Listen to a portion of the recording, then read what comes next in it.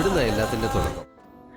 അങ്ങനെ Kantara part 2 chapter 1 ഞാൻ ഇന്ന് രാവിലെ ഒരു 6:30 ഫസ്റ്റ് ഷോന് തന്നെ പോയി കണ്ടു.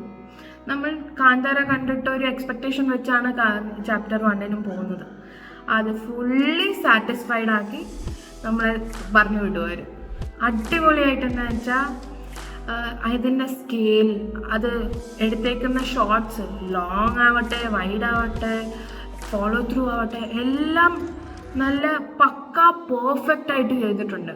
Hats of two Rishabh Shetty four doing all these things together. അതും അഭിനയിക്കുന്നതിൻ്റെ കൂടെ ഇത്രയും വലിയ സെറ്റ് എങ്ങനെ ഹാൻഡിൽ ചെയ്തു മനുഷ്യ എനിക്ക് അറിഞ്ഞൂടാ. അത്രയ്ക്ക് നൈസായിട്ടുണ്ടായിരുന്നു. പിന്നെ പറയേണ്ട ഒരു കാര്യം, ഇതിനകത്ത് സ്പോയിലർ ഒട്ടുമില്ല. പിന്നെ ഇതിലിറങ്ങിയേക്കുന്ന കാശ്, എൻ്റെ മോനെ, സിനിമയ്ക്ക് പടത്തിനൊരു ബഡ്ജറ്റ് ഇറക്കുന്നുണ്ടെങ്കിൽ ഇങ്ങനെ ഇറക്കണം. അല്ലാണ്ട് കാശ് മേടിച്ച് ഒരാൾക്ക് മാത്രമായിട്ട് പോക്കറ്റ് കൊടുക്കുക അതൊന്നും അല്ല. ഇത് ലിറ്ററലി ഓരോ രൂപ ചിലവാക്കിയത് നമുക്ക് സ്ക്രീനിൽ കാണാൻ പറ്റും. അത്രയ്ക്ക് നൈസായിട്ടാണ് സ്റ്റോറി ബിൽഡ് ചെയ്തേക്കുന്നതും. ലൈക്ക് സ്റ്റാർട്ടിങ്ങിൽ കുറച്ച് സ്റ്റോറി ബിൽഡ് ചെയ്ത് വരും. പിന്നെ ഇൻ്റർവെൽ പഞ്ച്, ഞാൻ അതിരുന്ന് ലൈക്ക് ആഹാ ഇതിന് ഇങ്ങനൊരു റിലേഷൻ ഉണ്ടായിരുന്നല്ലേ എന്നൊക്കെ ഞാൻ ആലോചിച്ചു പോയി. ലൈക്ക് പിന്നെ ജയറാമേട്ടൻ, കുറേ നാൾക്ക് ശേഷമാണ് ജയറാമേട്ടനെ ഇങ്ങനൊരു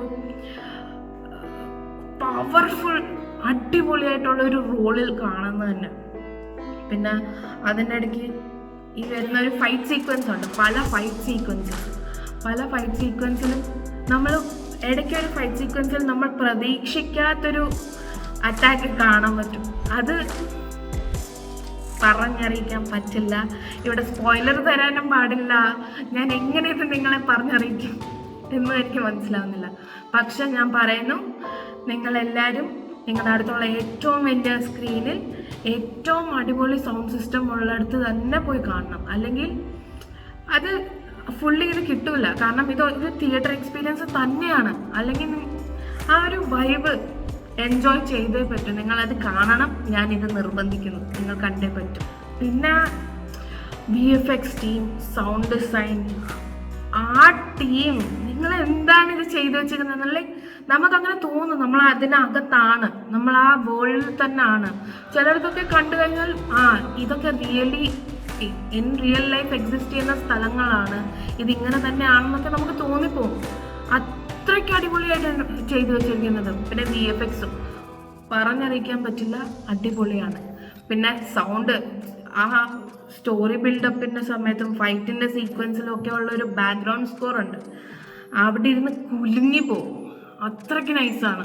പിന്നെ പറയാനുള്ള വേറൊരു കാര്യം എന്ന് വെച്ചാൽ, ഇതിനകത്ത് ലൈക്ക് നമ്മുടെ കൾച്ചറൊക്കെ ഇത്ര നല്ലതായിട്ട് പോർട്രേ ചെയ്ത് വെച്ചേക്കുന്നത് തന്നെ കാണാൻ, അല്ലേ? ഓരോ ഐതിഹ്യങ്ങളും മിത്സും എല്ലാം എത്ര വെൽ കണക്റ്റഡ് ആയിട്ടാണ് നമ്മുടെ മുന്നിൽ പ്രസൻറ്റ് ചെയ്തേക്കുന്നത്.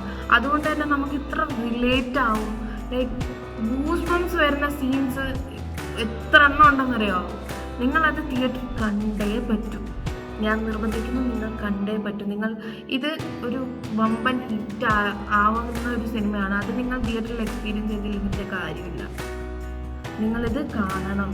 ആൻഡ് ഓൾസോ ഞാൻ പറയുന്നില്ല, ശരിയാവത്തില്ല, നിങ്ങൾ കണ്ടിട്ട്. And for more movie related contents and reviews, subscribe to Ludovers. പിന്നെ കാണാം.